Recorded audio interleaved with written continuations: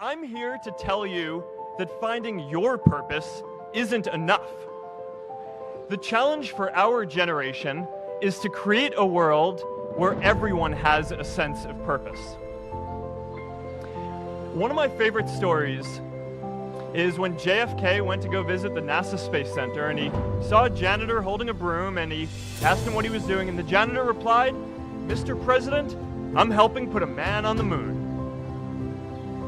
Purpose is that feeling that you are a part of something bigger than yourself, that you are needed, and that you have something better ahead to work for.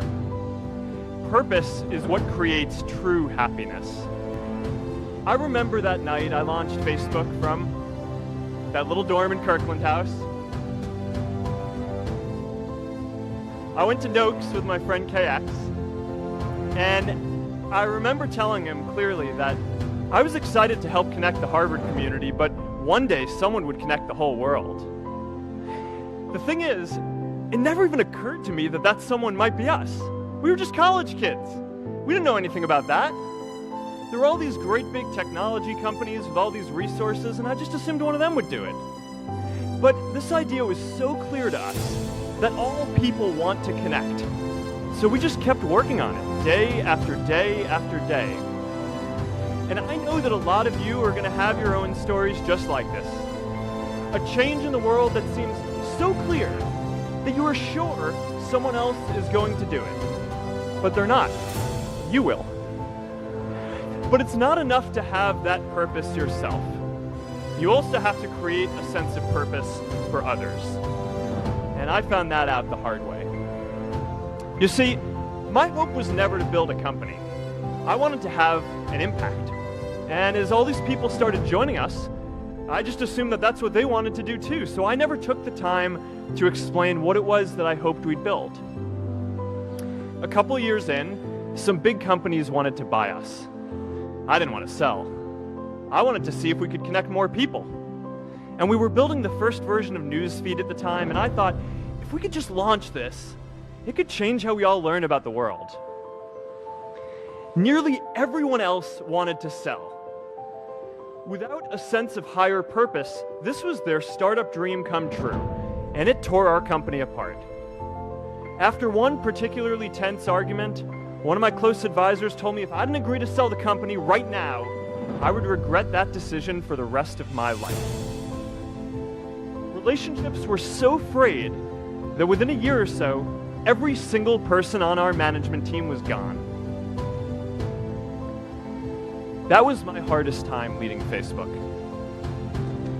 I believed in what we were doing, but I felt alone. And worse, it was my fault. I wondered if I was just wrong, an imposter, a 22-year-old kid who had no idea how things actually worked. Let me tell you a secret. No one does when they begin.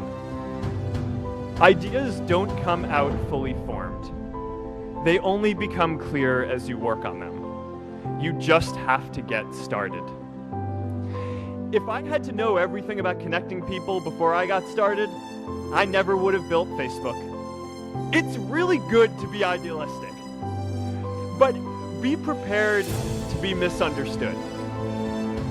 Anyone working on a big vision is going to get called crazy, even if you end up right. Anyone taking on a complex problem is going to get blamed for not fully understanding it, even though it's impossible to know everything up front. Anyone taking initiative will always get criticized for moving too fast, because there's always someone who wants to slow you down. In our society, we often don't take on big things because we're so afraid of making mistakes. Facebook wasn't the first thing I built. I also built chat systems and games, study tools and music players, and I'm not alone. J.K. Rowling got rejected 12 times before she finally wrote and published Harry Potter. Even Beyoncé had to make hundreds of songs to get Halo. The greatest successes come from having the freedom to fail.